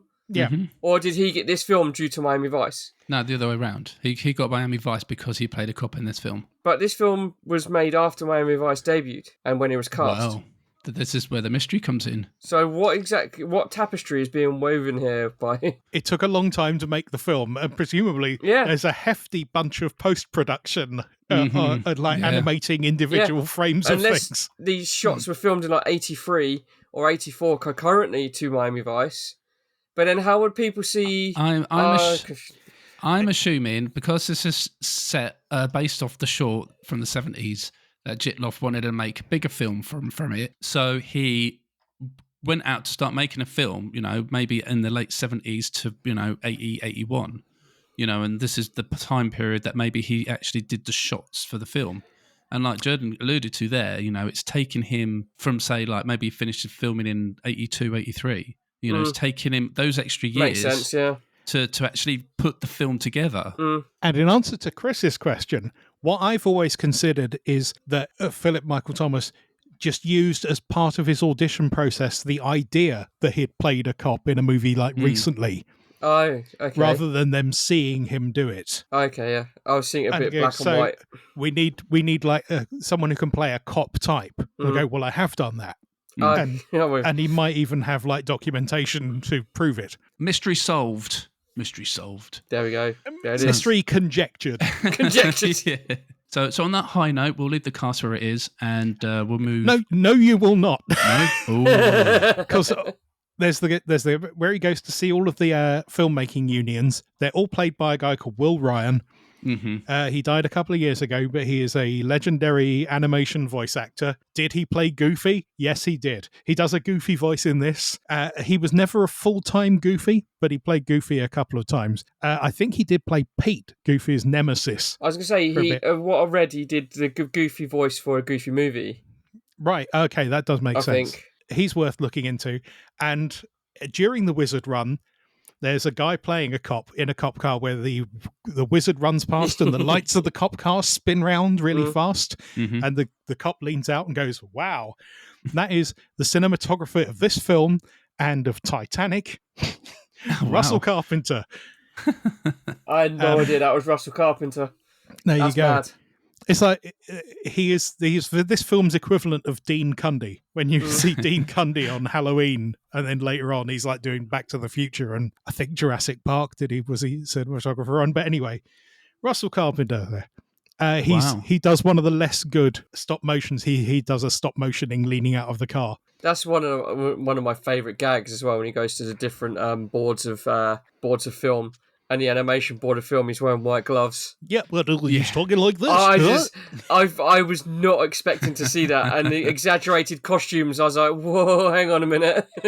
And he talks like Goofy, and at one point he goes like... That's right, yeah. Brilliant. And I mentioned him earlier, Steve Stucker from Leon's Getting Larger from Airplane. It plays an overwrought pianist. There are some cool people actually in this that you don't really realise, isn't there? And there's a weird thing with the security guard, the doorman at the studio, who's played by a guy called Ben Lum. And I think you're meant to think he's Howard Sakata who plays Odd Job. Yeah, because at one point he flings a hat. It's very much not him. No, I really appreciate that actually. Now knowing about that, that's that made the film even to get these people into this film as well. Why isn't the film not more well known? It's annoying. And there's a bit in the end credits where the people talk over the end credits, but they go on about how charming and lovely the film is. That's Richard Kay. That's Richard Kay's idea. Okay. The idea of it being apparently like the idea is Jitlov's, but it was going to be more self-deprecating. But with it, people going, actually, that was charming. And did you see the guy from Miami? What's it? That's part of the Richard Kay final cut. Oh, brilliant. That's probably, I think that was probably the better way of going for it. At the end, there's a credit note for a copyright notice for the moon, and it's like several million years BC. And I didn't clock that. Part of the liability for making illegal versions of the film is that you have to watch this movie unto perpetuity. Is also in there somewhere as a punishment. That's great. Okay, are we good to leave the cast there, are we, Jerden? Absolutely. Brilliant. Okay, let's have... No, actually, no, never mind. Listen, I'm sure I'll kick myself about someone I meant to mention. Can I help you? Yes, how do I join the Directors Union? You'll have to bring a copy of the deal memo by your studio producer before you can pay initiation fee and be cleared by union counsel. Thank you. Excuse me, what is the initiation fee? It's $7,000 with a $100 application fee, $200 every quarter, and 10% of your salary. $7,000, what is that for? That's the amount you pay to get into our union. What is it, like Social Security? I get it back when I retire? Absolutely not! What is your classification? Well, I'm directing special effects with a small crew. Well, then you must have an assistant director, a second AD, and a UPM, all signed with a DUA. All I'm directing is animation. Well, then discuss that with the Animators Union. Oh, yeah. So, what's your animation classification, huh? Well, a lot of everything. Cartoon, kinestasis, rotoscope, and stop motion. Oh, well, cartoon animation alone is $2,100 plus a $50 entry fee and a $100 quarterly due. Well, what about filming animation? Yeah. Well, then you go to the camera union. Okay. No, sir. The studio hires the next man on the roster. Well, how do I get on the roster? You have to be in the union. Well, how do I get in the union? When you're on the roster. You mean I can't join unless I'm already a member? That's correct. Then you need 30 consecutive days camera operation, a complete physical exam, the producer sends a letter, and you pay your fees. Well, fine. I've done 10 years of camera work. Then you've worked in violation of seniority. You'll have to start all over as a film loader. We shall move into our favourite moment of the film, and then we'll get our verdict and scores and get out of here. Let's start with Jerden. I think it might be fair to give Chris the first go because I've especially during the cast, I rattled off a load of stuff and then he had nothing to say because I'd done it all. So I think it's fairer this way round. All right, mate. No worries. We'll go to Chris then. And Chris, please enlighten us with your favourite moment of the film. It's either going to be at the beginning. Now, I have 3 moments that for some reason I loved, and I'm trying to pick one, but it's going to have... I think it's the opening scene when you first see his house and you see this genius creator at work just silently, and you see his editing equipment and it's all stop motion animated, and you see all the gadgets coming in, and then you see the editing table with the light underneath the glass, all the cutting devices. It's that lovely snapshot of how he creates these things, how he's happy in his happy place. We all have our hobbies, we all have our passions that we do. And to see that makes, and the fact he's still living with his mum and it's not even questioned or brought up, I love that. The fact that he's got like all of this stuff and it's crazy. It's like gadgets and toys being retrofitted into things that do housework around the house. Now we're seeing that stuff now in 2024, but that was dreamed up by some animator doing a quote, silly little film of his in the 80s. And I love that because it's just his little space. And then especially when it elaborates even more when you see the cut to the bedroom scene of the film, where it's like, and it even flashes up on the screen, they're going to do some sex act or something like that. And it's not. He's just showing this girl his happy stuff. Even that doesn't come across well. No, it doesn't. It doesn't. But it's the things that he uses, like toys and books and all this stuff is just great. And I loved it because you don't get to see that side of filmmaking. And for someone to make a film and throw that in there and actively show you, albeit very quickly and stop motion animated style in the end of the film again and at the beginning of the film. And I believe you see it in the opening as well. It's part of the opening montage of stuff as well. To see it stop motion animated. The rostrum, the rotation table and things. Yeah. To see it animated as well adds a completely different dimension to that equipment. It's just great. And you know that he edited that stop motion on that machine. Well, it's not really a machine, it's a manual thing with a light underneath it. But I've got a soft spot for the scene when he goes into the film shop because that just cracked me up. Yeah. I don't know if that's any of your favourite moments, but guy who knew absolutely nothing about photography. And he just buys anything. The guy who got a job as a photographer. Yeah. They're paying me a lot of money. Who was the nephew of the head of the studio. It's a bit important for the plot. Yeah. But really. The TARDIS allegory out of it, which was crazy. You need to see that scene where it's a little shack and then in the inside it's this massive shop and editing. But the point was, like, this guy knew nothing. And he said, I'll take, what film do you recommend? Where we've got this grade and this grade, but it also comes in colour and black and white. And he says, what's the difference? So, what colour's prettier? Yeah. And they'll make a colour then. Yeah. And it's the Only Fools and Horses quote where it's the yuppies love this kind of stuff. And that was the epitome of that version of the guy who's got all this money. What camera do I need? He throws everything on it. It's just, that was glorious because we all know, we've all seen people like that, and we see people like every day of our lives who are just completely clueless as to what they're doing. But yeah, those 2 moments just stood out to me.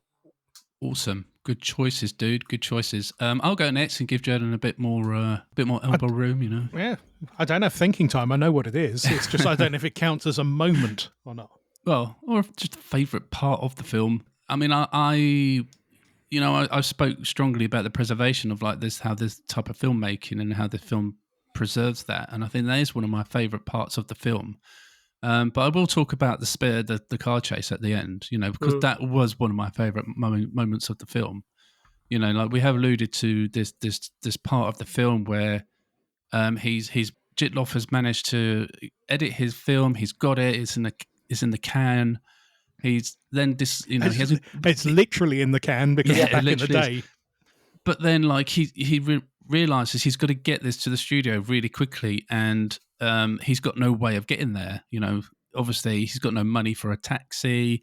He's sold his bike, and the buses are on strike. The buses are on strike. Just introduced at that point. Yeah, so he decides to, just pull out this like what looks like a suitcase on wheels that he's just going to ride.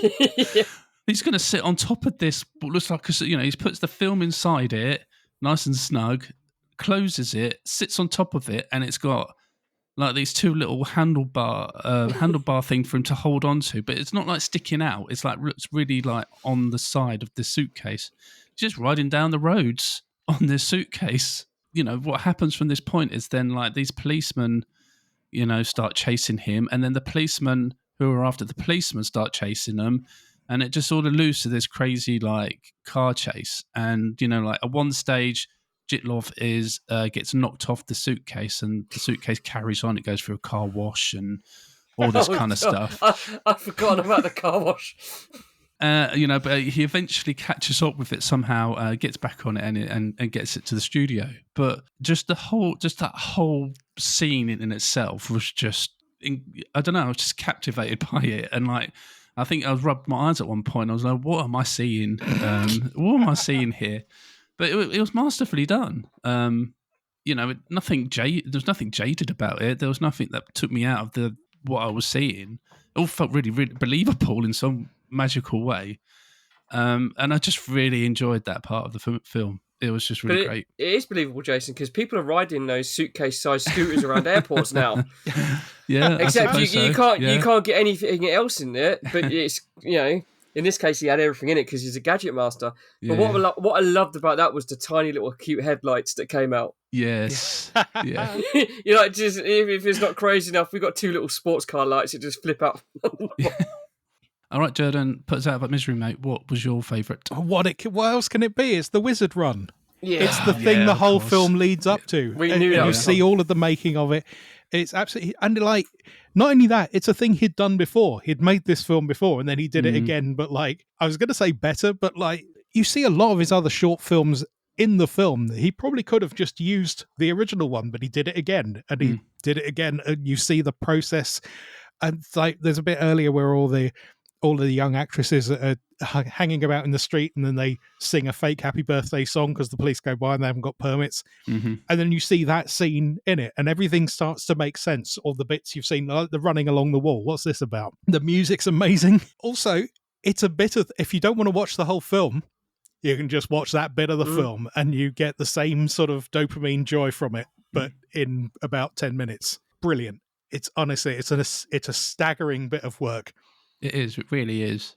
You know, like I said near the beginning of the podcast, like how you see all these different elements being done throughout the film, but then you as a viewer gets the payoff because you actually get to see the end result of all that, and it kind of, I don't know, as a viewer, you really appreciate that you got to see the end result. You learn that nothing can stop the creative spirit, whether you know you learn that or not. You see it and you take it in subliminally. That is one of the best. It is one of the best elements of the film. Plus the fact that that wizard run at the end was just masterfully done. You know, because you couldn't see any joins. It all just blended in really smoothly and nicely, and it told a story, and it was brilliant. Also, it's a weird thing to point out, but I love it. At one point, the wizard runs past the Hollywood sign, knocks all the letters out of place, and they land at the words "Holy Odd." I love that moment. Which is not an anagram of Hollywood. No. One of the O's turns into a D or something. Yeah, that's how that works. What I loved about it as well, we brought it up, is that wizard run at the end where it's drip feeding you how he's doing these different effects, like the twinkle effects are done. Now, you see it in Christmas decorations now, you know, it's things that give the starburst effect. It's 2 or 3 layers of a translucent material, and it's showing you how he manipulates them.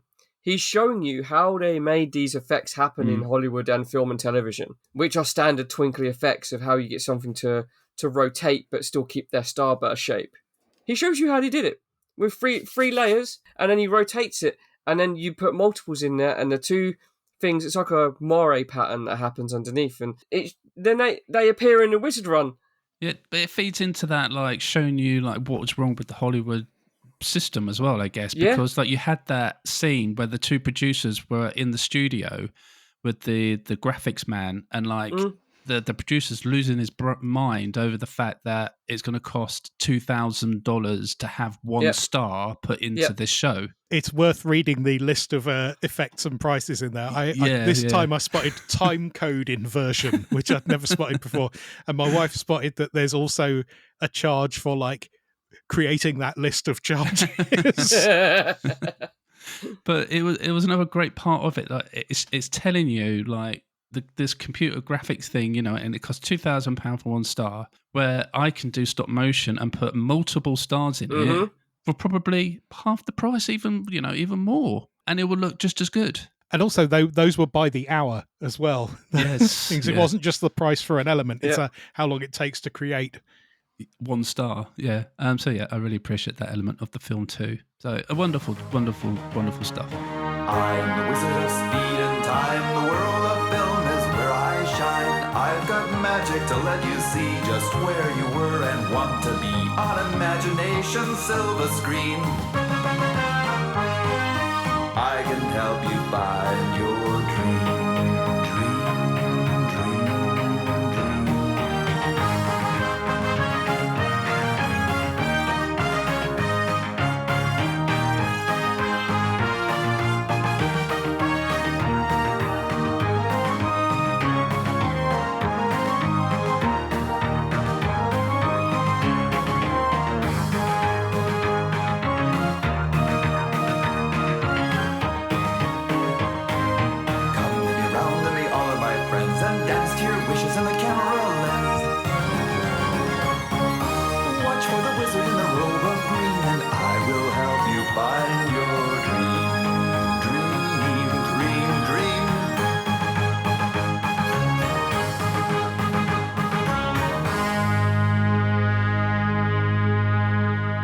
Let's get our verdicts and scores, get this on the board. And Chris, we'll start with you. Please tell us your verdict and what score you are giving this film out of 13.3. Out of 13.3, now I'm going to have to upscale my original score. It's going to have to be a strong 8.5, because I didn't know what I was getting into. And I had no idea what this was about other than watching a trailer at work when you sent it to me. Was pleasantly blown away by this very lovely love story to the art of film and animation from a guy who that's his love, is animation and filmmaking and storytelling. And it comes from such an honest, deep appreciation for that. And me being a fan of old school techniques, and I love it when I see things turn up in new productions that are obviously a miniature shot or they're done old school. I strongly recommend this film because, especially going into it blind, it takes you a few minutes, if not like 20 minutes, half an hour, to understand the humour and the style of the film. Because I was a bit not confused, but like unsure at the very beginning. And then all of a sudden I was like, wait a minute, is this what's going on here? Again, an extra, kudos points for the use of the time machine from the old 1960s movie.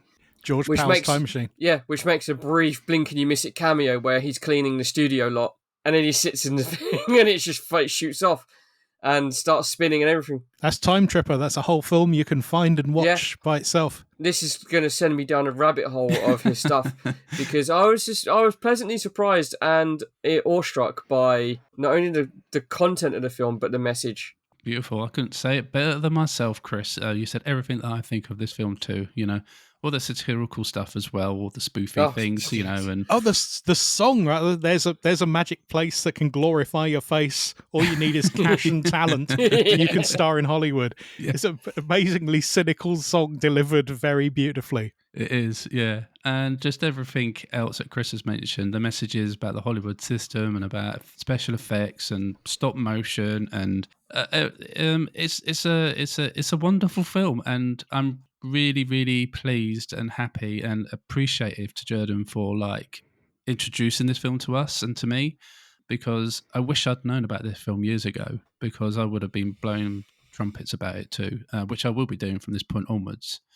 Just for everything. And you really, everyone that's listening to this right now should just go. It's on YouTube. it's free. You know, we know we've spoken about different versions and different cuts, but at least it'll give you an appreciation for what is there. So it don't cost you anything apart from your time. And it's something I really strongly recommend for you to do because of everything we said about the film, and it deserves to have more attention, and it deserves to be more well known. So get over there and give it a watch, because it's certainly a wonderful, great film, and a great preservation piece for old filmmaking. That technique is gradually being lost. So yeah. I mean, for my rating, I've kind of like flipped around a little bit, but out of the 13, I'm going to give it a 10. That's me, Jerden. What did you think, my man? It's going to be mad if I don't do the full 13.3 recurring, which I am going to do because I love it. And that's not me saying it's the perfect film. There's no such thing. And perfection is a mathematical construct. It can't be replicated in something that's made by people. It can only be... Anyway, sorry, I won't go on about that. I really like it. First time I saw it, I enjoyed it enough. But this rating has come on over years of living with it and seeing it. A lot of the things I like, I either didn't like or wasn't sure about the first time. Phantom of the Paradise, Brian De Palma film, really loved. But the first time I saw it, I was very lukewarm on it. I wasn't expecting you all to be glowing 13.3s. And so I understand it. I think over the years, if you give it a few more chances, you may graduate that upwards. I've got very few complaints about it. The complaints I do have are mostly about the time it was made. So, the female characters aren't very well drawn. There's a wild Jewish stereotype. Yeah, some of it hasn't aged well, no. But it's not mean-spirited. This is when I look at old things, when I think people were being offensive at the time deliberately, it puts me off. When it's offense that has happened over the space of 40 years because of changing attitudes, it doesn't bother me. And so it doesn't put me off giving this film full marks. Perfect. Brilliant. Well, that does give The Wizard of Speed and Time a total of 31.8, which puts it on our board at 16 placed. Where does that sit between? Well, it sits above the Flintstones at 30.4. Oh, good. That's a good thing. That's. Oh, that Carl McLachlan's in that, right? Yeah. So I can't be too mad. There you go. And sitting just above it is Lake Placid. It's fine. I've not seen Lake Placid, but isn't John Voight in that? Or am I thinking of Anaconda? That's Anaconda. Anaconda. That's fine then. I don't mind. Yeah, we didn't have anything constructive to say about Anaconda, really. Lake Placid got a pass because it's so self-referential at itself. Yeah, it was definitely the better of the two films. What a weird double bill between Lake Placid and Lake Mungo.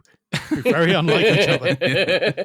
Excellent. So the Wizard of Speed and Time's on the board, and it's been an absolute pleasure to talk about it.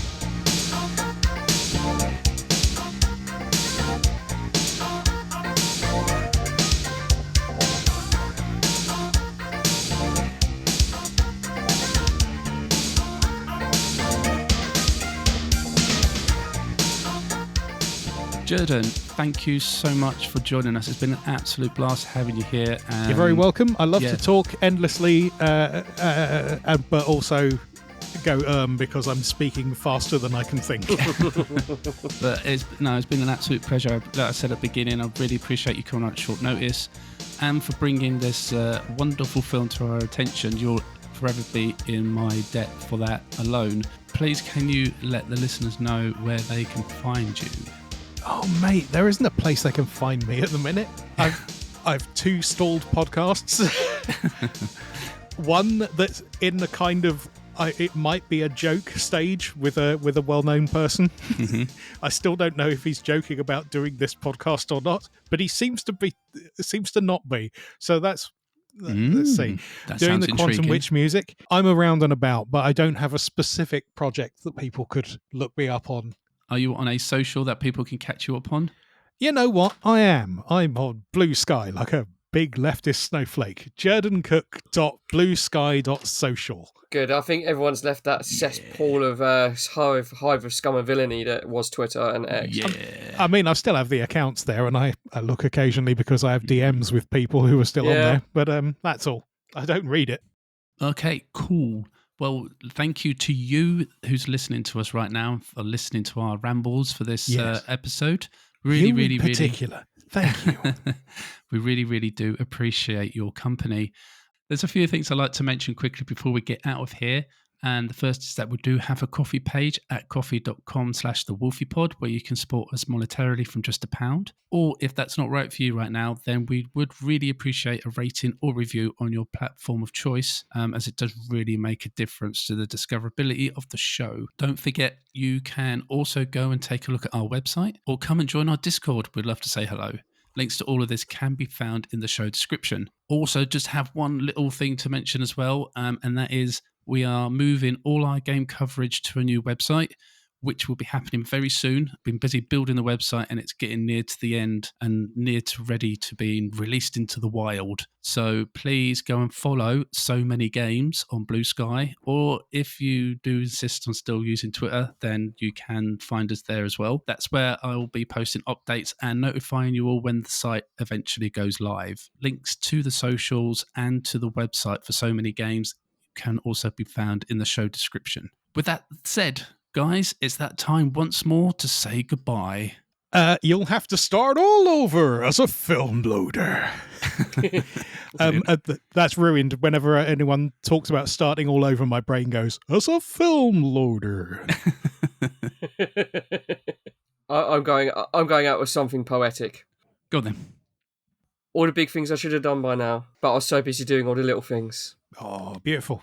That quote was perfect to me because it just describes your blue collar people striving, just ticking away, chipping away at that old block. It spoke to me so deeply.